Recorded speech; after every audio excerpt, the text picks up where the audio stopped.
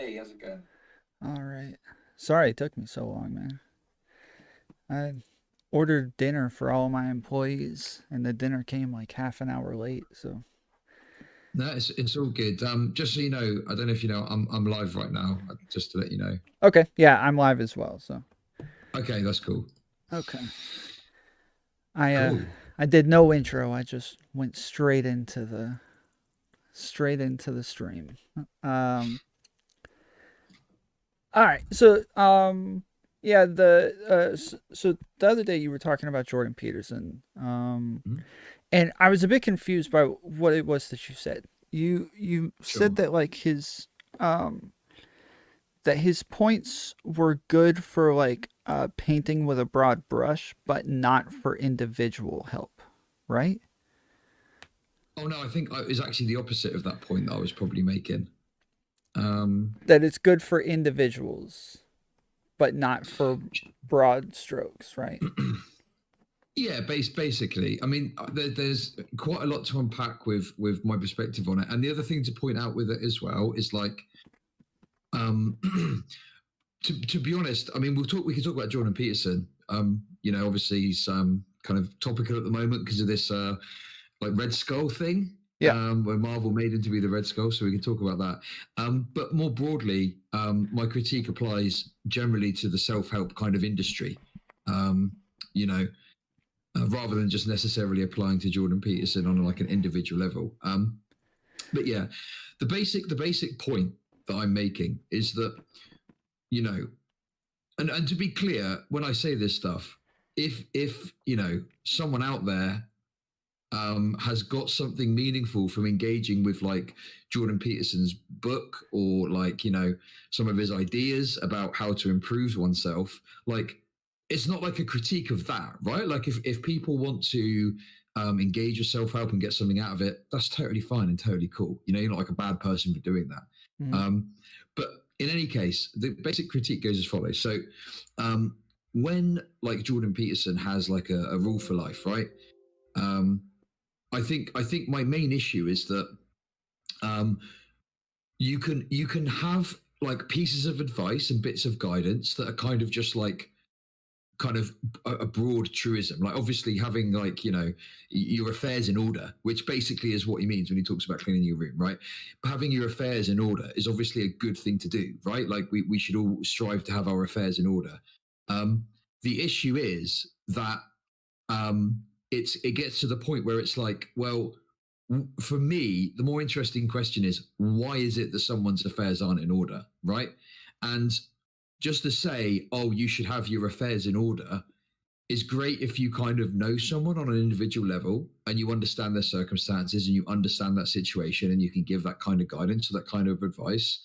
But getting like essentially a room of 100 people together and giving that same advice, it becomes less meaningful because you're giving a specific kind of instruction or a specific piece of advice on like a broad basis without taking into account like the individual circumstances of each person and things like that. Does that make sense? Yeah, definitely. So I think that like when it comes to self-help books like Jordan Peterson's, um, people who need that sort of thing are people who normally don't have a lot of structure in their lives.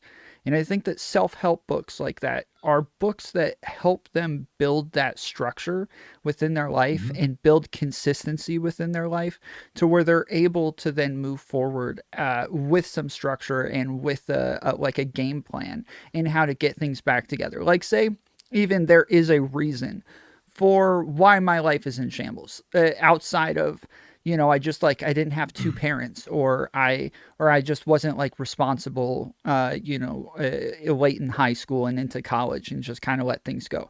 Outside of that, let's say somebody's like super depressed and and they just kind of let things fall apart and they need like some way to like put things back together even if the issue that causes their everything to fall apart um is the depression.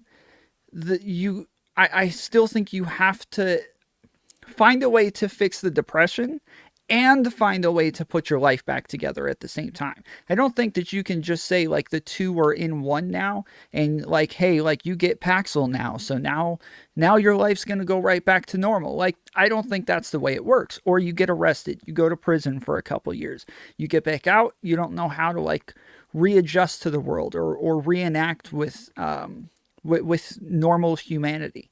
And so like the problem is that you went to prison and that like you were a criminal and that you weren't just like an active member of society, and you have to like learn how to do that. But lots of times the way that you're going to learn how to do that is by putting structure into your life and finding a way to move forward that way. And I think that self-help books like Jordan Peterson's, I want to say I'm not a big fan of Jordan Peterson. I've got huge criticisms of Jordan Peterson. I haven't read his book, but I've found specific issue with the way that you criticized it and wanted to dig into that more. Yeah, sure. No, that's fair enough. And I'm happy to kind of flesh out anything, and we can discuss it and things like that. So your basic premise is that what you're sort of saying is, people's circumstances can be whatever they are, but even if they're in a bad way, they need some sort of structure in order to build their life back up. Well, I think we're going to start to maybe broaden the criticism a bit here, but my critique of that aspect then would be that isn't it a shame that that form of help or structure is so heavily commodified and sold to them? And I think that the fact that we've got commodification now of essentially helping people get through tough points of their life creates these perverse incentives. One example, there's a self-help book, and it's called The Only Book You'll Ever Need, right? So one might buy that thinking, okay, this is going to be everything I need to sort my life out and get my life back together and yada, yada, yada, right? And for some people, maybe it is that, right? So maybe some people engage in like not even a critical, well, some of them might engage in a critical way. Other people might engage with it in a way that is critical by its nature, but they don't really care. They just want that one piece of information and that's it. They're sorted and on they go, right? But for me, it's like, okay, so you have The Only Book You'll Ever Need. You read that, it gives you the tips you need to get by, blah, blah, blah, great. But then inevitably there's like a sequel to that comes out. I knew right? That's what you were going to say. Okay. And it becomes, and the thing is, my broad point there would be like I say, I don't really have a problem if people kind of engage with it and pick something up and take something away from it and help to rebuild their life. My issue becomes like the fact that it's this commodified entity, and also the other issue as well is it can start to obfuscate the true nature of how things are. And what I mean by that is, and this isn't just self-help books, this is more broadly across society, but I guess I'm concerned that it can start to cultivate this attitude that people have where it's, well, I was able to sort my own issues out, someone else's issues, they've not been able to sort it out because they're not doing enough to work towards it, or they haven't got the right information, or even like bought the right book or something like that, And yeah, I think that self-help in some way, probably a small way, but maybe contributes to that line of thinking. I don't know. Does that make sense? Yeah. So you have a problem with them commodifying self-help, and you think this is like a sad part of society that people would even need that. And I agree with you there. This should be like, responsibility of like families, or friends or people around you. Hopefully you have, that, that base to help you get through these things or to help build that structure in your life. And not everybody does. I went to prison for a while. I got out like a mess. Like I went to jail for like 6 months. When I got out, I didn't want to be out, and then went back for over a year because I was just like, I had to go commit more crimes to go back. Like I was not ready for the world yet. But thankfully, eventually when I did get out, I'm one of 5 siblings. I've got, my parents are still together. I was able to kind of get out and reintegrate into society in a healthy manner with people who were there for me and cared about me. But not everybody has that. And it's not necessarily Jordan Peterson's responsibility to just say, hey, I have the answers, so I'm just going to give it to you. Like, no, I don't have it. Is your issue that he is giving them the answers and when other people aren't giving it to them, or is your issue that he's willing to make money off of that? Well, the thing is, I try hard. I try hard not to. I tend not to put like a moralistic framework or perspective on people kind of engaging with like capitalism, because the way I see it, it's like, it's the we live in a society meme, right? Mm-hmm. So my criticism isn't necessarily of Jordan Peterson on like an individual level. Um, Jordan Peterson is himself, and look, I put. I'm not perfect. I do get moralistic with things sometimes, like it is what it is. But I try hard to not do that, and it's. But anyway, for me, the way I would look at it, if I'm being really honest and like having like just a logic bro moment, is that Jordan Peterson is himself reacting predictably to incentives, right? So um, the incentive being, if you write this book, then you're going to make money off of it. So I don't like individually malign um, like Jordan Peterson for doing that. It's more of like a broad like society level critique, I guess. Yeah. And also it's probably worth noting too. I don't make that critique just for that particular thing. I think I would look at something like Tinder, you know, or even, and this one can sometimes be a bit controversial amongst lefties, something like OnlyFans. Mm-hmm. And I would critique the kind of commodification of like, standard basic human interaction, you know? Mm-hmm. Um, so because my framework and looking at this kind of stuff is I like to sort of look at the ways in which society is becoming more and more fractiously kind of commodified in every aspect of our life. There's a way to sort of pay a bit of money to either make it a bit easier or even to access an aspect of our life in some way. So yeah, it's like, but I can't remember what I was talking about on stream, but there was probably a reason that specifically we were talking about Jordan Peterson or whatever. But in any case, yeah, it's like, don't think I'm just saying, oh, Jordan Peterson's bad for doing this. It's more society is bad for having these incentives set up that leads Jordan Peterson to do this, if that makes sense. Yeah, I think I agree with you there. Like I keep mentioning having two parents and things like that because Mm. lots of studies have shown that that is like maybe the most important indicator when it comes to whether or not somebody will be successful within Western society. And Mm-hmm. when I look at things like Black Lives Matter or issues within the Black community, lots of times I think that that like is something that would be one of the best answers or one of the things that like we should look at and educate people on and try to help with to I think that that would put a big dent within systemic racism. I don't think that that's going to fix everything, but I think that that would put a big dent in if like somebody who grows up with a single parent is much more likely to not graduate high school, never go to college, more likely to commit crimes, more likely to go to prison, less likely to keep a stable job, then more likely to also have other children out of wedlock who grow up with single parents, to where you're just making the problem even bigger at that point. Um, I think that like that's something that we should be educating people on, and I think that that's something that would make a really big difference. So I definitely agree with you on that part that like within society it's sad that we don't have the structures there that would help other people. But I guess back to like Jordan Peterson, like I think that with the book, on an individual basis, like I somewhat believe in like a small amount of crap. I just got off work. I'm insanely tired. Don't worry, I'm pretty tired too. We'll Yeah. get through this. It's all good. um, what is it where like you believe that like things are almost like destined to happen a certain way? Yeah, I mean, I guess the thing I always kind of point out when I talk about this stuff is I'm still thinking about much of this stuff. I've been doing this since November 2019, and the amount like I've probably um, you know developed further um, you know over the past sort of year and a half in my thought processes and how I look at politics and think about politics than I have for like the past 10 years, right?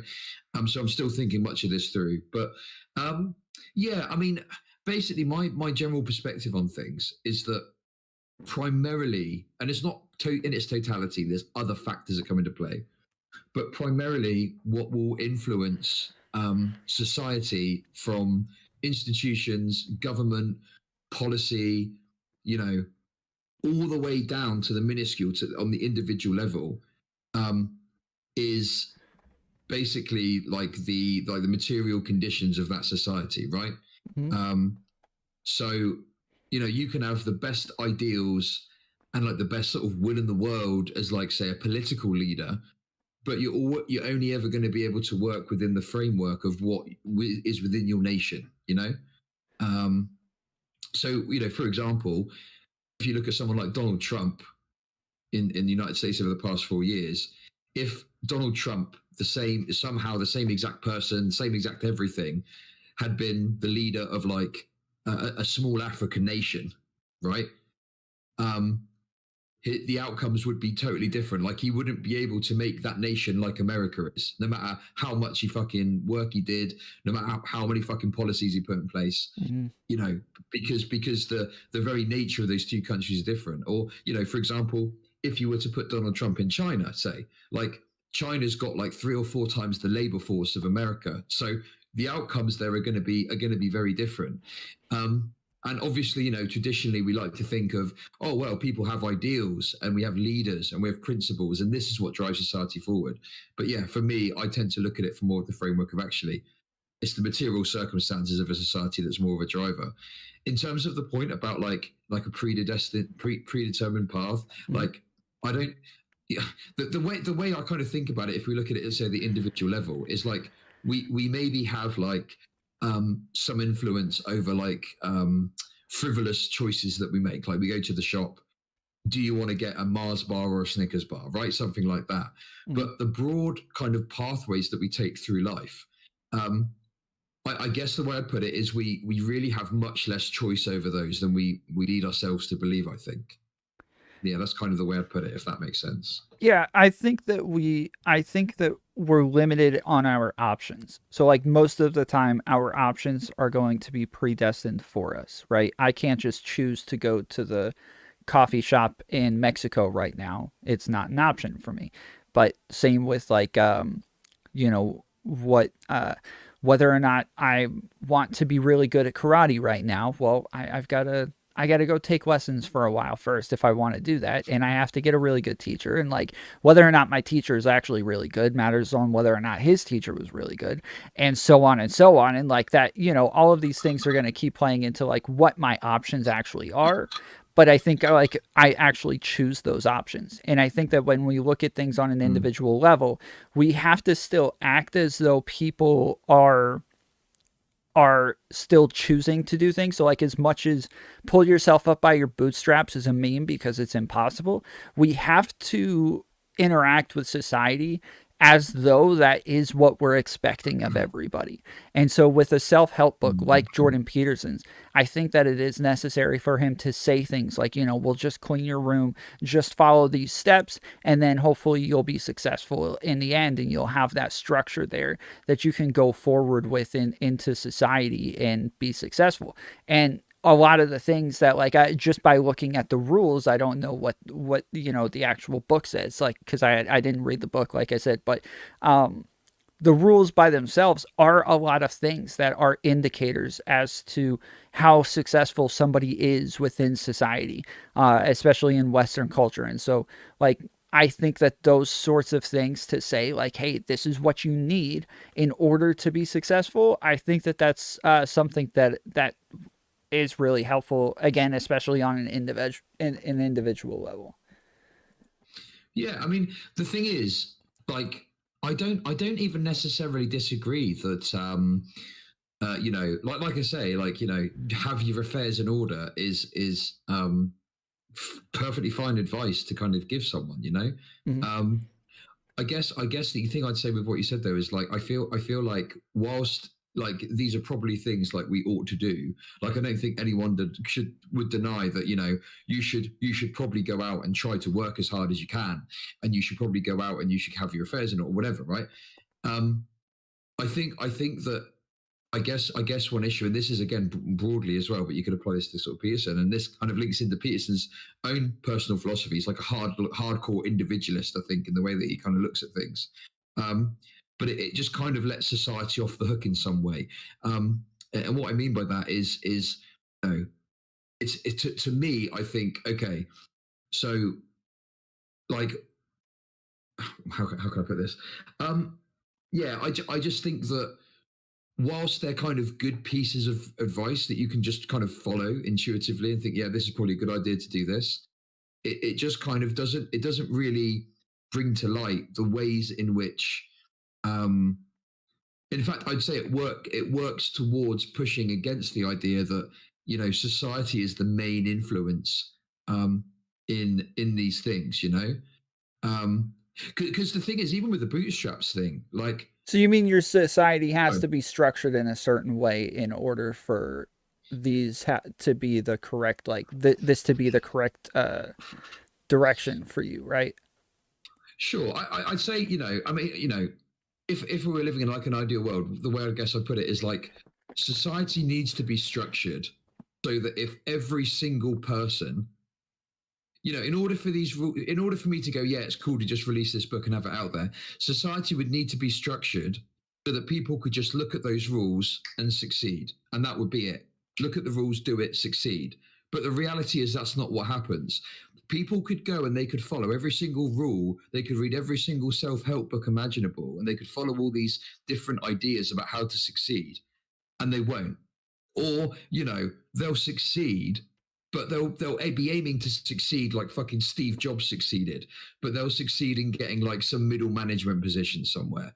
And fair enough, if you're like a happy middle manager, that's fine. But I don't know, it's a bit false, right? Like, you know, you either end up in a position where you follow the rules, you don't get anywhere, or you're aiming for the moon and you kind of hit the stars. And you've kind of been misled a little bit in some way. I don't know. Does that make sense? Yeah. So, are you a socialist? Do you know? I don't really. The closest thing the way that I refer to my politics, I don't really do labels much. I consider myself to be like someone that engages in like a Marxist analysis of things, right? And that's kind of how I describe it. So Marxist is probably the closest thing to what I'd say in terms, because the thing is, if you say socialist, the issue for me, I don't want to bore you with all this stuff, but the issue for me is that suggests there's a best possible prescription for society of how we should run things. I don't necessarily agree that that's the case. So I wouldn't call myself a socialist. I call myself a Marxist. But I think that, you know, structuring society in the way that socialists suggest is an interesting idea and something that could possibly be explored further. Sure.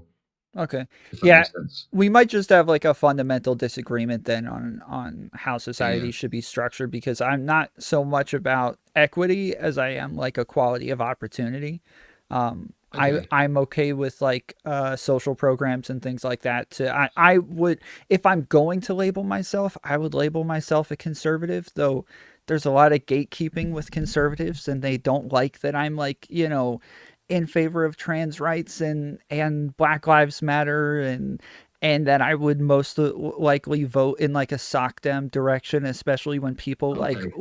like you know, freaking Trump are the leaders in the Republican Party. Like, yeah, they like to they don't like to accept me in the conservative circles, but I definitely play a no true Scotsman and say that none of them are real conservatives and I am. But That's interesting.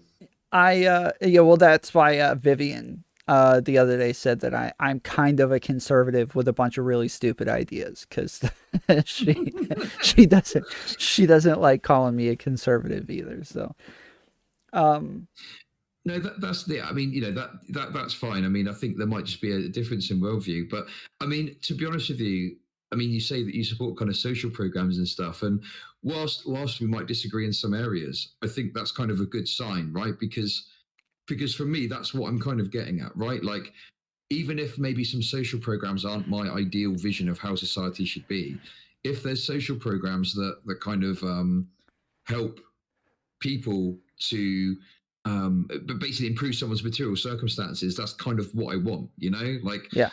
I don't know. I'm interested to ask though, because you mentioned you're kind of like an ex-conservative. Well, sorry, you say you're conservative, but you support Black Lives Matter, trans rights. What are your like conservative positions out of interest?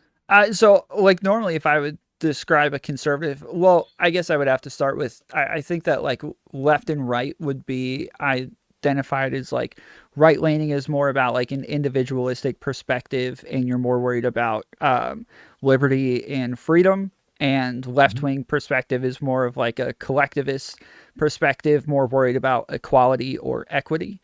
And so I would say like I fall on the right side, and that conservatism would normally fall on the right side.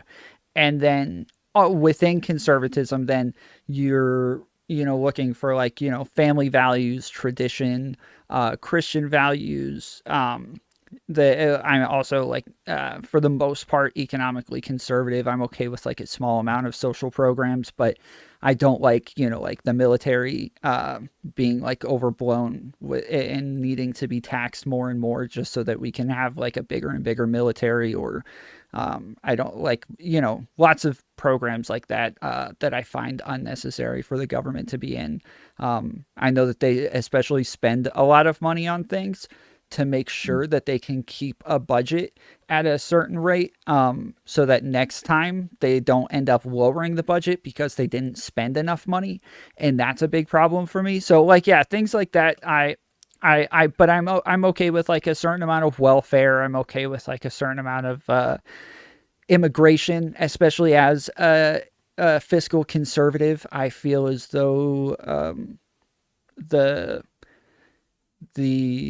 a lot of immigration actually helps the economy, and that's something Mm. that I'm hugely in favor of. As long as there's not like a really high unemployment rate, then yeah, I'm definitely always in favor of more immigration and stuff like that. So That's interesting. Yeah.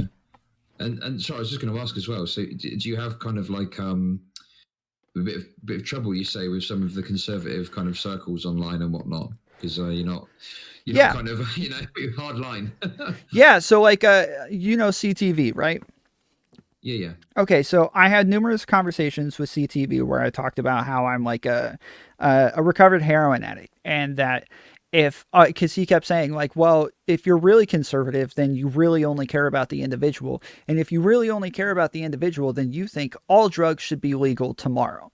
And I was like, well, CTV, let me tell you, dude, if all drugs are legal tomorrow, I've been clean for over 10 years, and I will go right back to doing heroin tomorrow if there's no legal consequence for it.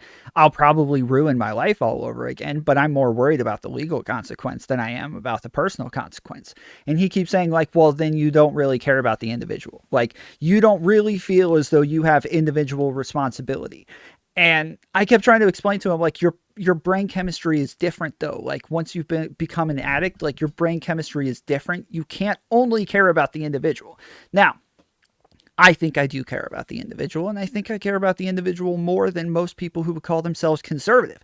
And now listening to CTV just the other day, talking to Dylan Burns about how he's not actually going to hold suspect Sushi accountable for his Yes. own freaking actions, but instead blamed the government for allowing him to make stupid actions. Like, this is my problem with people who call themselves conservatives. I don't think they really care about the issues that they say they care about. I think that they like the virtue signal about them a lot. But when it actually comes down to it, within their personal lives especially, they don't really care about these things.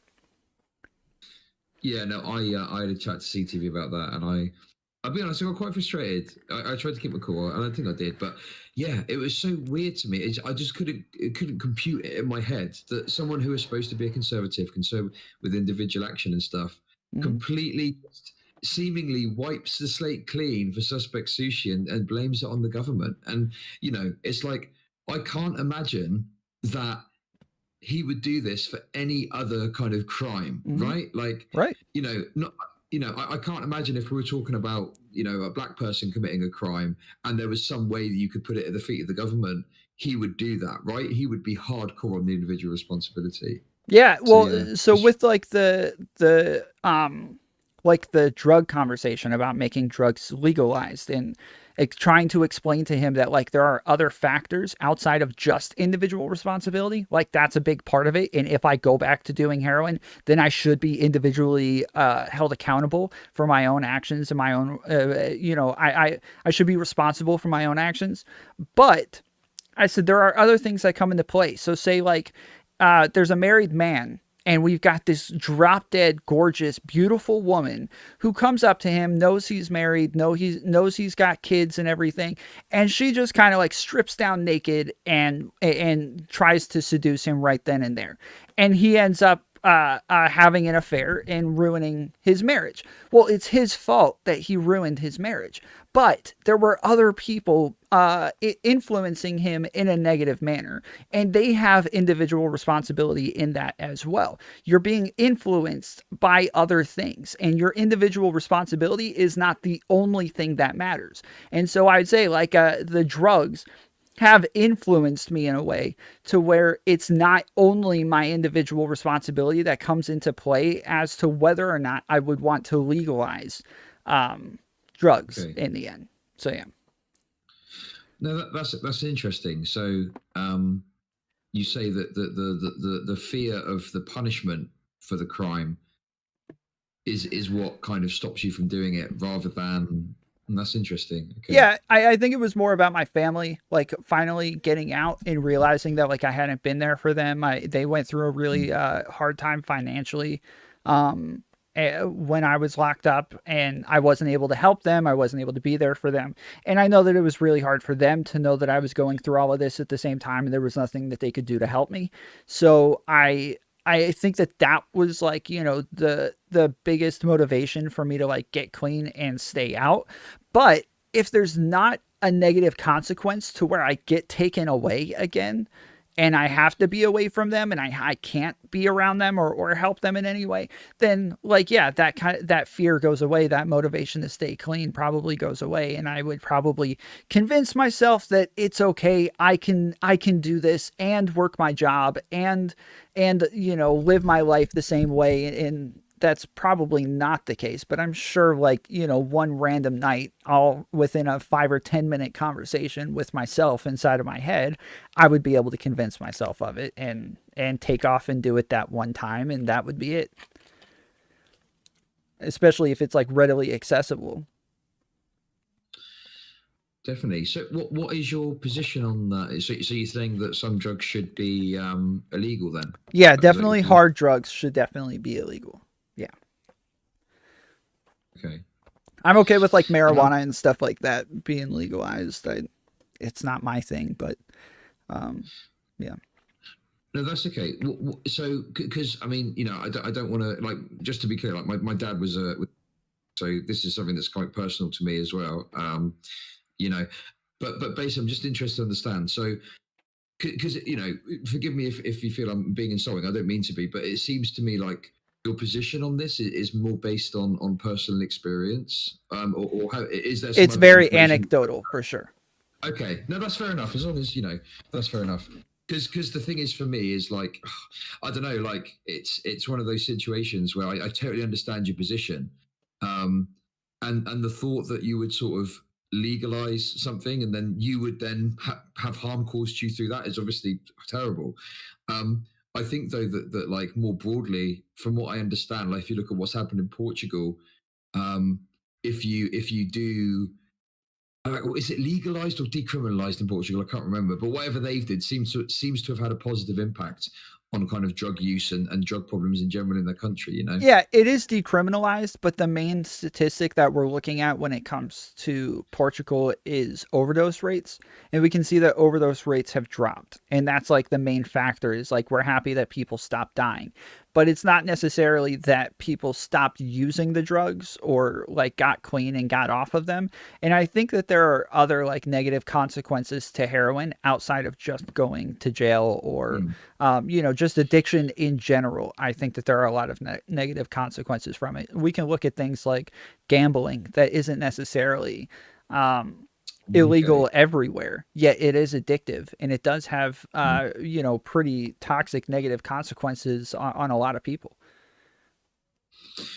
Yeah, well, this is the thing, isn't it? Is the government will legislate against something like heroin, which it definitely causes harm and causes problems, but then they'll have gambling as perfectly legal, and it's okay as long as you do it in moderation. But like, yeah, it's like it's terror. It is something that has a genuine societal harm, right? And Yeah. I don't know. It's kind of weird sometimes how it seems so arbitrary as to what is legal and what is illegal in terms of like stuff like that, right? Yep. Yeah. I know I haven't talked to you before, so I'm glad that you came to talk to me. I did want to touch on something because I know you have to go soon. Yeah, sure. Initially, so when I jumped in your chat under my my fake username, and I was talking to you about cancel culture, and I kind of pissed you off. I was being dead serious though. Like I Oh, were you? Okay. Yes. Okay. Oh, shit. So let's talk about it. To be honest, like I don't know. You seem like I get a bit heated sometimes. It's slightly performative. Sometimes I'm genuinely angry. Oh yes. But Oh yeah. no. I do the same thing. I love to get like performatively pissed off at some random person in my chat, and me and my chat, like me and my community, we all kind of come together behind it. Yes, I do the same thing. So I've had a conversation with a friend recently who's also on Twitch who had issues with somebody that they thought was sexually harassing other people. And she kept saying things like, I'm just giving everybody the information. I'm not trying to cancel them, right? She would say that over and over and over. And when people kept accusing her of trying to cancel these people, she would get upset and defensive and be like, whoa, I'm not trying to cancel anybody. Like I wouldn't do that. I just want to give you guys the information and you can do with it as you will. And I had to keep explaining to her, like, you understand that in the end, whether this is your intent or not, you are effectively canceling this person in the end by gathering people up to want to take away this person's social power. And I think that that's what canceling is we all kind of like collectively decide that we want to take away someone's social power. And I'm okay with canceling. I think it's a good thing. I actually explain it as an extension of freedom of speech. I think that without cancel culture, we have no actual way of holding like powerful people accountable for their actions and having them in fear of losing some sort of social stance on Twitter or on YouTube or wherever. I think that that's a really like a great tool that never existed before, and I really like it. But I think that people should also recognize that if you jump onto a bandwagon where there's a lot of hate being, directed towards somebody, and you jump on there and say, hey, I want to make fun of this person too. I want to hate on them as well. I want to ridicule them and make them look stupid and in front of my audience and in front of all my followers. We all want to jump on this bandwagon and also ridicule this person. I think that effectively your intent may not be to cancel this person, and I'm okay with Tom McDonald being canceled. I don't care. I have no love for this guy.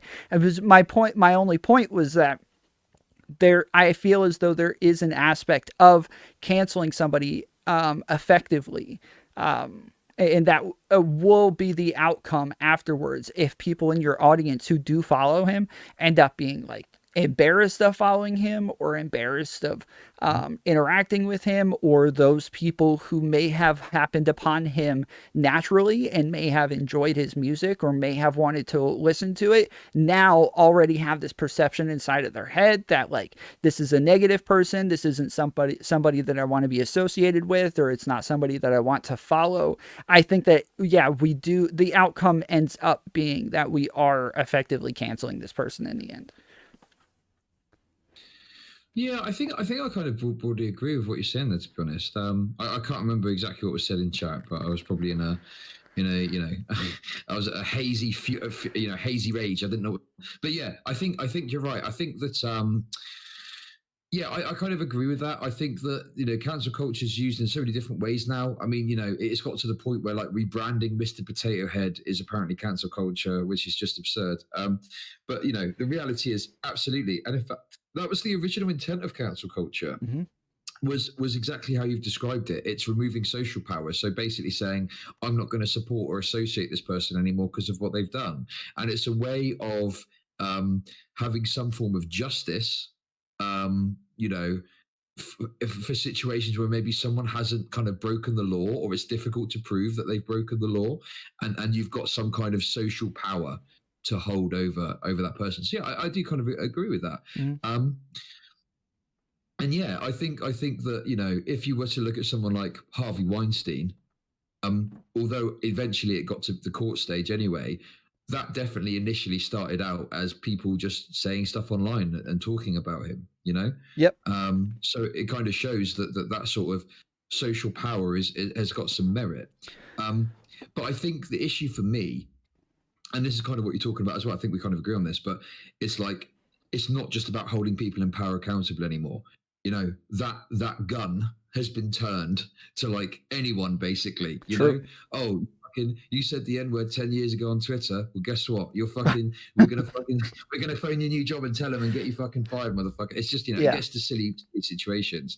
And yeah, I think that what you say is quite valid as well, where people that basically there's this essay by a lefty guy called Mark Fisher called Exiting the Vampire Castle, and it kind of speaks a bit about, this is more left Twitter it's talking about, but it basically talks about, like, you know, the way people are kind of like vampires, right? And they'll kind of, it's difficult to explain, but basically he describes the vampire castle as this mechanism for which this all happens, and people will want to excommunicate people and stuff like this, you know, and they'll kind of be quick to jump on the bandwagon. And the way I think about it is no one likes this stuff. No one likes the vampire castle. No one likes the cancel culture stuff until they get a chance to get on board with it, you know. Mm-hmm. And you'll have people that will be so critical of social media parlance, and then the next day you look at them and they're fucking jumping onto the, you know, whoever the current fucking person is on Twitter that we're all hating, you know. Mm-hmm.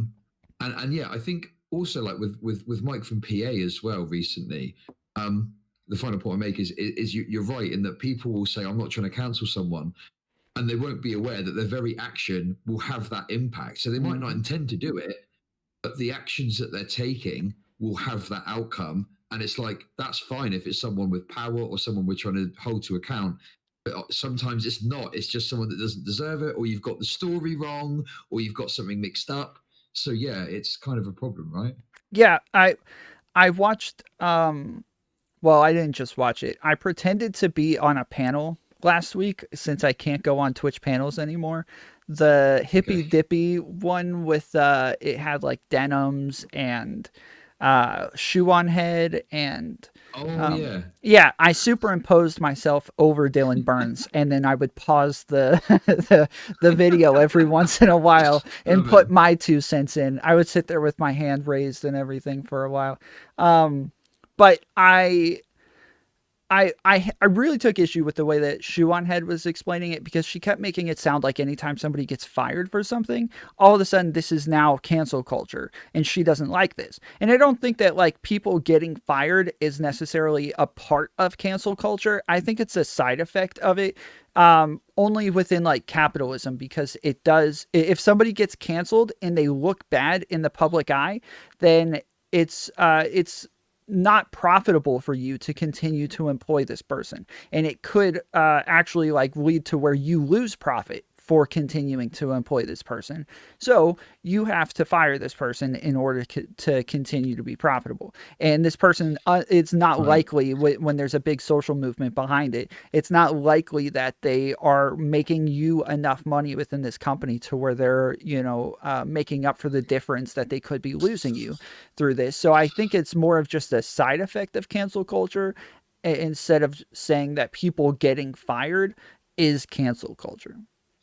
No, that's interesting. I think just by what you're saying there, like, we're probably just going to have a, like, because you know, look, I am against the idea that companies should just be able to fire someone because they're not profitable for them. I think that's like a whole other conversation, though. The point I guess that I would get to with that is that you know, I think you're right in that it's like a side effect, but the way I'd put it is like, it's probably the most meaningful problematic thing that can come out of being cancelled, and the reason that lefties frame it in that way and talk about it is because I mean, my perspective anyway is I think it's quite interesting to look at cancel culture as like a workers' rights issue. And what I mean by that is like, should people be able to be fired for things that they post on social media? Mm-hmm. Where's the line on that? Like, if someone breaks the law, yeah, they probably should be allowed to be fired as long as there's due process and the correct procedures followed. That's fine. But if someone posts a spicy meme or a racist joke or whatever it is, like, should they be able to be? Because the thing is, what will happen is there'll be this campaign and people will go, look at what this person's done, let's contact their employer, let them know, and then that will then lead to them potentially losing their job. Yeah, I think when you're actually directly contacting their employer, then it's not just like a side effect at that point. Sure. But I don't think, although at the same time, I don't think the employer is necessarily going to fire you just because you did something that wasn't like PC enough. I think that normally they'll only fire you if there's some sort of financial incentive to do so. What do you mean? Like the person is so smeared in the public eye that it will have a negative financial impact on the company? Yeah. Is that what you mean? Yep. Right. Got you. Okay. Yeah. If you're making the company more money, then then you being canceled is going to cost them. Say they feel that like, it's going to cost them like $100,000 this year because so many people are going to be upset that they continue employing you, that they're going to lose all this money over it. Well, if you're making them $1 million, they don't care. They don't give a crap about that $100,000. If getting rid of you is going to cost them more money than it's worth, then they're not going to want to get rid of you. It is the financial part of it that makes them want to get rid of you, whether they're contacting the employer directly or not. That's interesting. So do you think the company should be able to get rid of someone purely on the basis that they're not profitable as an employee for the company? I mean, that's the entire point in hiring somebody is to gain profit. You're not hiring people to do them a favor or to be charitable. You're hiring them so that they help make you profits. And if they're not helping make you profits, then they're not worth hiring anymore, right? They're not worth holding on to. Yeah, but I mean, like, the issue I take with that is that the company has got to, obviously we're talking about framework of society, right? But the company has to take action to make sure that they have done everything that they can in their power to help that employee be profitable, right? Because if you just say, oh, if they're not profitable, get rid of them, you could have someone that works there for 3 months, they don't get any training, they don't get any support in the job, and the company's like, well, you're not making us money, fuck off. Right? Do you see what I mean? Yeah, sure. I mean, well, they also have to take into consideration as to whether or not like the amount of time that it takes to train you is going to be profitable in the end. All companies do this. I run businesses, and like if I have to train somebody for 3 or 4 months to eventually to eventually be profitable for us, but it's somebody who says like, hey, this is just a temporary job for me and I'm going to leave in 6 months. Well, I don't think I want to train you for half the time you're going to be here, losing money probably for those first 3 months for you to only be profitable for another 3 months after that. We break even in that case. So I think I'd rather just not hire you and hire somebody that I train for 3 months, and that's going to stay for years afterwards and will be profitable for a long time after. Sure, no, I understand that kind of dynamic of it, absolutely. I guess what I'm getting at is, so say an employee that isn't performing, for example, like surely there's got to be some imposition. That's what I'm saying. That is what I'm saying, is that like you have to take into consideration how much longer you want to continue working with them versus how much money you think they're eventually going to make for you if they are successful in that position. Yeah, sure. It was kind of funny. Yeah. You used an example earlier that like almost matched my job exactly, because I go into businesses and help them kind of start over and build back up into a successful model. But I'm not good at walking into a successful model and working in that environment. I'm like an innovator. I find problems and I fix them. And if I walk into a place that's fixed and has everything running well, I'm going to find issues that may not be there and continue to fix things that don't need fixing. And I'm going to screw everything up. So I'm somebody who No, needs that's to be in interesting. a broken environment in order to be successful. So from what I'm hearing, you're essentially just like an unapologetic capitalist, basically. A what? Like you're like an like what I mean is like because the thing is like in a lefty space like that is like the idea because the thing is I understand I understand where you're coming from, right? I used to work in retail. Mm-hmm. I was a well-regarded like store manager for a telecommunications company, and probably not to the scale that you do it. It sounds like you've got your own thing going on, which is interesting. But for me, it would be like, okay, you need to go to this store. They're not performing with their sales. You need to go and help them out, figure out what they're going wrong. Blah blah blah blah blah. So yeah, I've been in that situation. You kind of go in and you say, okay, this person isn't performing, and you're like, right, you know and this is a long time ago, chat. Okay, I've got different perspectives on things now, but you go in there and you're like, right, this person isn't performing. How can I get rid of them? Right? You're like, how can I wrangle my way to get them out of the business because I don't really foresee they're really going to do anything for me. Yeah. So it's kind of like quite a cold, hard, analytical way that you're viewing all of this, and it's almost like in some ways you're kind of taking the humanity out and you're thinking of the person as much like almost like a fucking tool to invest in of how much do I invest in them, how much am I going to get out, Yeah, that's right? almost the way I am like as a person in general. Like I'm an Okay. overly analytical and logical person just in general and Mm. um I it's not just like within business. Like I'm not like Destiny where I say something like all of my personal relationships I look at them as like transactional. It's not that far, Mhm. but I do like identify a lot with a lot of the things he says where he's talking about like the chat starts hating on him in masses and he really gets off on it because he knows he's not going to get upset about it and instead he can just go right back at them and like make it even harder on them because he's never going to get to a point to where he's sick of it but they will.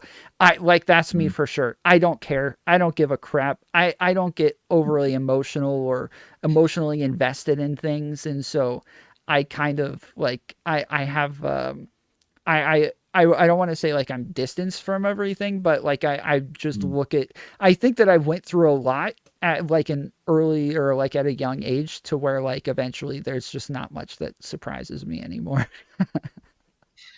No, I guess because one interesting aspect that I would think in all of this is so for example, let's say we're using this framework and we're looking at employee. It's not looking good. They've not really performed well. They're not really showing any signs of improvement. It's going to cost too much time and effort to get them to where you want them to be, and you decide to kind of get rid of them by any means necessary. Like, what are your thoughts broadly though about what happens to that person next? Like, do they Uh find another job? They yeah. struggle. Like, So it's not I think anybody who knows that if I'm getting rid of them, I feel as though they always know that they deserved it. Like I give people so many chances. okay, Like too many chances to the point to where like when it gets to the point to where they're actually getting fired, I feel as though like I've had enough conversations with them at that point to where they knew it was coming anyways and they felt as though they probably deserved it. Like it's very very rare where somebody actually turns around and is like, "What? How dare you?" Like that almost never happens. Normally they're like, "Yeah, that's fair." Like I figured. okay. No, that's interesting. It's just that I think that I mean, to be honest with you, I don't always like to talk to conservatives to this sort of degree. It's just, I mean, in fact, funnily enough, the last time I spoke to like someone that was like a conservative, they basically bit the bullet on the idea that in their ideal society, people would starve to death because there wouldn't be any welfare or something like that. Mm-hmm. I don't think you're obviously that level, which is good, but just the way you stated that, I think a lot of people would kind of be like, whoa, like whilst I think I kind of disagree with the way that you're putting it, I do kind of understand where you're coming from, right? Like, people have got to, as a business person, from a business person perspective, people have got to make you money, right? Like that's just the way it is, I guess. Yeah. So yeah, So I even kind like of right now, I've got employees who are really like screwing things up in the store, and I would love to get rid of them, but it's gonna. We're not getting any applications. There's not any like we're already so short staffed. We already had like throughout coronavirus, we already have so many problems with staffing to where getting rid of them would just hurt us even more, to where just having that toxic person within the workplace is better than getting rid of them and not having them. And so we just have to put up with the toxicity until we're able to hire somebody else. But normally, hiring somebody else costs more money than keeping the mm, person that you have and trying to deal with whatever issues it is that they have in a creative manner. Normally, like that's the best way to deal with somebody is find a way to come to an find a way to negotiate with them and come to some sort of resolution to where both of you are able to have the things that you want and get along and stay there together. Because it's yeah, hiring somebody new, going through the process of like finding mm, somebody, then getting them trained and getting them all of the things that they need to perform yeah. that job, like that's always going to be a lot more expensive than continuing to invest in the people that you've already invested in. Yeah, that's right. The onboarding costs, especially if you got to consider recruitment, or if you somebody will use like an agency for recruitment, yeah, it can cost like literally like thousands of pounds or dollars in some cases just to get someone on board for certain jobs. So yeah, I totally get where you're coming from there. Yep. No, that's interesting. Okay. Oh, okay. No, okay. I think I had another question about that, but it's kind of. Oh, in fact, I'll tell you what I was going to ask you. Because people in chat are asking about your ban from Twitch. Do you want to just can you just let me know what happened with Twitch? So like what I did to get banned. Yeah, yeah. So I I had finished the stream. I raided into, I don't know if you guys know who Eris is or Aristocracy. She just changed her Mm-hmm. name. She was Eris on Discord at the time. So I raided into her chat. I just finished, like, she was just in my Discord talking to me on stream. I just finished talking to like Irrelevant a little while before and finished up, raided into her chat. I was getting ready to go to bed. I'm sitting in her chat talking for a while. Um, and she's referencing a debate that she enjoyed with my co-host Kay Fellows, where she was saying like, yeah, what some of my friends who are hardcore feminists listened to your debate about being pro-life and really enjoyed it. And actually, I think you convinced them to be pro-life now, where they were like hardcore pro-choice before. And she's like, also in that argument, you or in that debate, you made a great argument as to like why uh, pornography is toxic and why, like, as feminists, normally we overly support pornography because we feel as though we're supporting women, but there are a lot of parts of pornography that we shouldn't be supporting. And I remember that debate, and that debate was actually about whether or not you should let young women, or sorry, women who look younger than 18 do pornography, because this could be like pornography for pedophiles or incentivizing like pedophiles, or like making this a norm to them to be sexually attracted to younger looking people or something like that. And my position on that was like, they're over 18, as long as they're, as of the age to consent, then like they can do what they want. They can be in pornography if they want. I don't care. But what I posted in the chat to relay that information was, I'm pro pedo porn. Oh no. What disaster strikes? Oh my god. So like I was just saying like, yeah, like this may be pornography that would be good for pedophiles, but all in all, this is up to the woman to decide if that's what she wants to do. And if she's of age and she's old enough to consent, then who cares? Like, it's up to her, and that's the end of it for me. I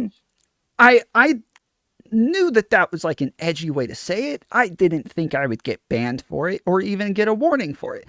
And then I, like, when I went on live stream later that day on YouTube to tell everybody I was banned and that I would no longer be on Twitch, I said, they all kept saying, like, you should have known you were going to get banned.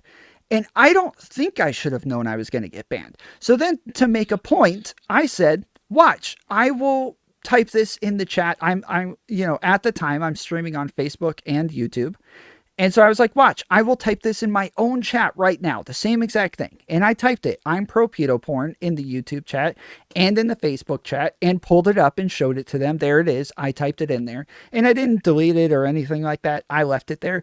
Absolutely nothing happened. Not a warning, not a ban, not a suspension, nothing. I went ahead and posted it in Discord as well to prove it even farther, that no other platform would just ban you outright. I think if somebody's going to ban you, there has to be some sort of negative consequence as to what it is that you're saying in the chat. So with my mods, I tell them, I only want you banning people or timing them out if they are harassing somebody or if they're using some sort of slurs. Because I feel as though those really have negative consequences in the real world. But if somebody just says, I'm pro pedo porn, one time, there's not a pattern here of... there's not a pattern to look at to say that there's like, because if you're Twitch, you don't want a group of pedophiles congregating on your platform to talk about pedophilia or, anything like that. So I get that. But to say one thing one time to where there's not a pattern there, and to just outright ban them, not to give them a warning, not to just put them on some sort of list to say, hey, let's watch them further and see what they say later to see if there is a pattern.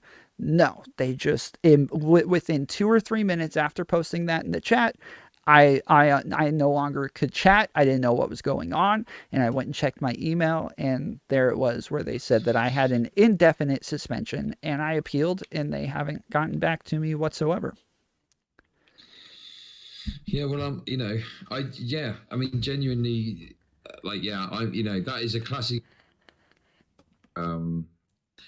I'll tell you quickly because I do need to go soon. But I'll tell you my. I don't know. I'm enjoying this chat. I feel like there's much more we could talk about. But yeah. So let me tell you my idea. Right. So my perspective is, I am seemingly one of the only lefties that will hardline come out against big tech and stuff.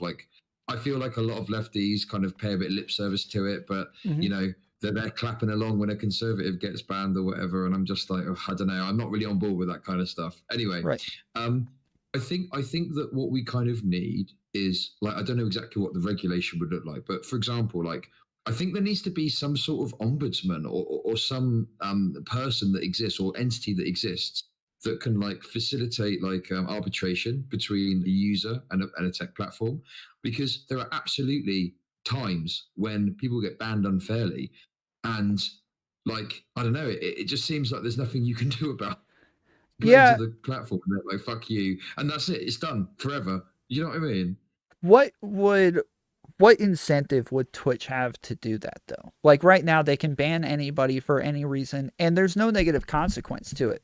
It's not as if all of my followers were like, you know what? They banned Tom. I'm done. I'm going to follow him over to YouTube. That definitely did not happen. I have a much smaller sub rate over here on YouTube than I had on Twitch. And I was growing at a phenomenal rate on Twitch. Whereas YouTube, I'm pretty stagnant. I'm not doing anything. I average maybe 4 or 5 viewers a stream. Over there, I was averaging 36, 37, and I had only been on there for a couple months. I've been on YouTube for a couple years, and it just isn't happening for me over here. Twitch, they have no negative consequence from it. People choose the platform before they choose the streamer. Obviously, they like I said, they didn't follow me over here. They were all happy to come to my stream when I was on Twitch, but if I'm not on Twitch, they'll just go to another stream. They choose the platform over the streamer. So Twitch has no reason to, they can just feel like banning somebody. They don't even have to have a reason. They can just feel like banning them, and they ban them, and they lose nothing from it. Who is the guy? Dr. Disrespect. They lost nothing from that. All they lost was the millions of dollars that they were paying him in the contract that he signed. And that's it. They didn't lose followers. They didn't lose subscribers. They didn't lose anything. Sure. Well, I'd liken it to the financial services. Like I don't know what the history is with in the US, but obviously in the UK, I can't remember the details. But there was an ombudsman that was set up for financial services to arbitrate, disagreements between consumers and financial services. So it's not something that the tech Appreciate you platforms joining, would agree to. It's Urasama. something that would Have a be good night, imposed man. upon them through some legislation. Like I say, I don't have like all the answers, but I don't know. I just feel there needs to be a third party that can step in because, if you're like a fucking Nazi and it's like your 12th VoIP account calling people N words, that's one thing. But if it's something where you actually meaningfully rely on the thing, or you're a broadcaster, even if you're not doing it your full-time job, if you're a broadcaster on a platform, like, I don't know. I feel like there should be like something like you're creating content for this platform, right? And then all of a sudden they can switch you off for some mistake or some joke gone awry, and there's no recourse. Like that's to me just is crazy, and everyone just kind of accepts it, and they're like, yeah, that's fine.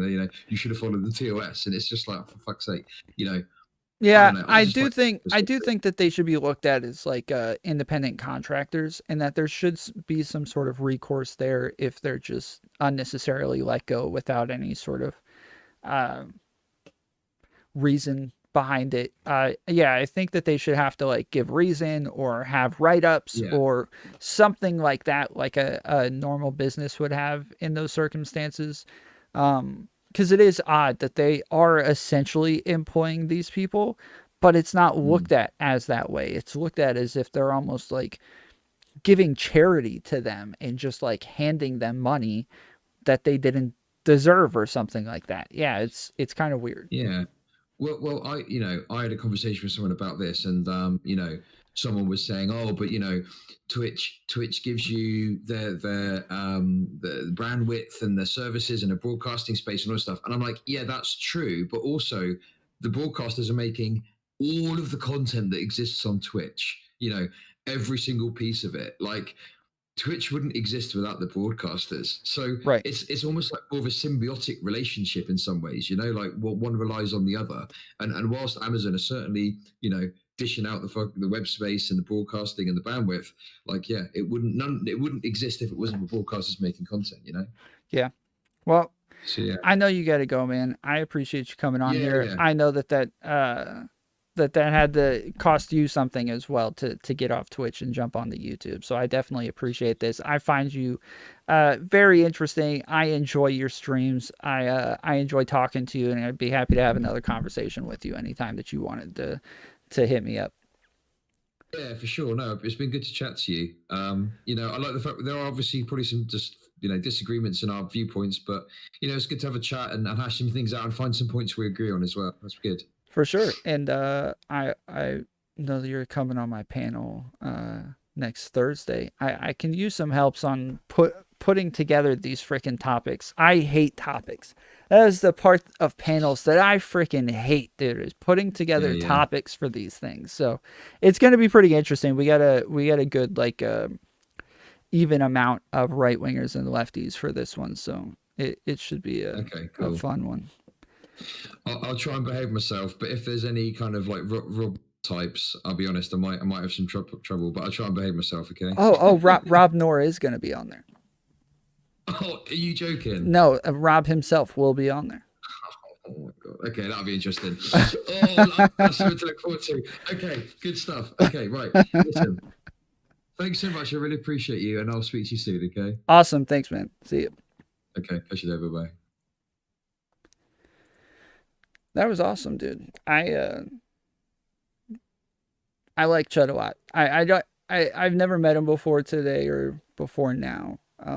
I've been in his chat before, and there were a couple of times that people like sent me messages saying like, "Hey, Chud was talking about you today," and so I knew that he knew who I was. But yeah, he like timed me out in his chat a while ago because he didn't know it was me. I was using my other username.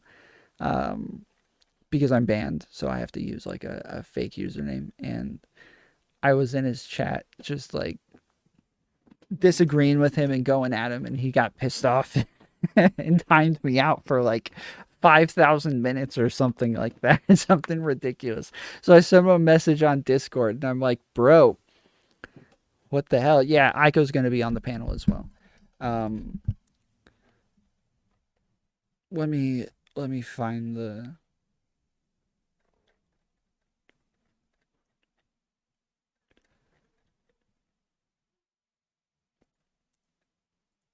Let's see.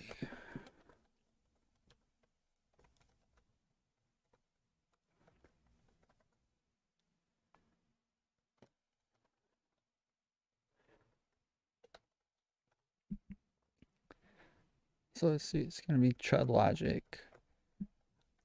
IGO rules. No comment. Chick. Then Rob. Nor. American Nacho. And Daniela Stumpy.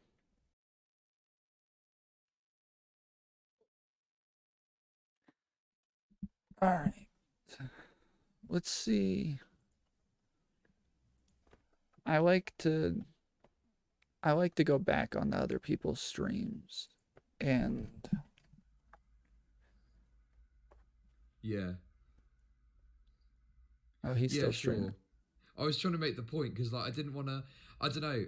Like I was trying to maintain like a degree of conversation and stuff. But I don't know. I kind of want to try and get across like that is like very spicy for like a lefty audience. A lefty audience is going to be like, what the fuck? But yeah, I don't know.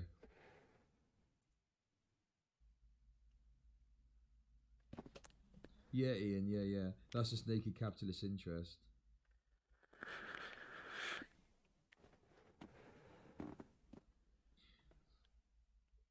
Yeah, I don't know. I don't know. In some ways,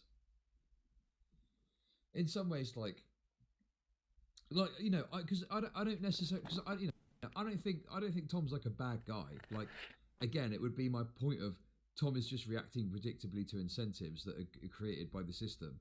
But in any case, you know, it's difficult to not kind of hit the moral lines with that, But it's kind of pointless, right? Because it is what it kind of is what it is. And the thing is like Yeah, Vivian's in his chat like freaking capitalist. That's funny. All right. Let's see.